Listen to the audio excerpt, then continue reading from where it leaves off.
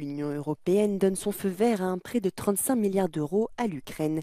Il sera progressivement remboursé grâce aux intérêts des actifs russes gelés au début du conflit.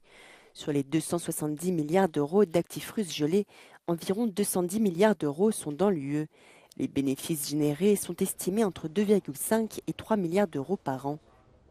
Un accord initial prévoyait que le G7 accorderait 45 milliards d'euros à Kiev.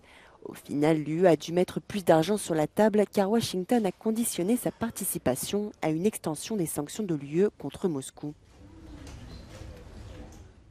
There is a risk that at some point sanctions against Russian assets will not be extended, because for extension there should be unanimity voting for this, and so the future flows of revenues from Russian assets can be disrupted.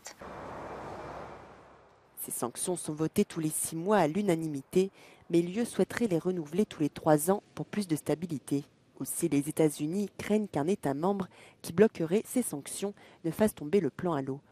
De son côté, la Hongrie a d'ores et déjà déclaré qu'elle freinerait un changement du régime de sanctions jusqu'à la présidentielle américaine. The United States, for example, might be considering a supplemental towards the second half of the year after the elections, but there is no guarantee that that might move forward. There's a lot of hesitancy. In particular, if Donald Trump were to win the election, what might his plans be for both aid as well as for moving towards a ceasefire? Kiev pourra librement décider de l'utilisation de ces fonds. La balle est à présent dans le camp du Parlement européen qui doit à son tour donner son accord.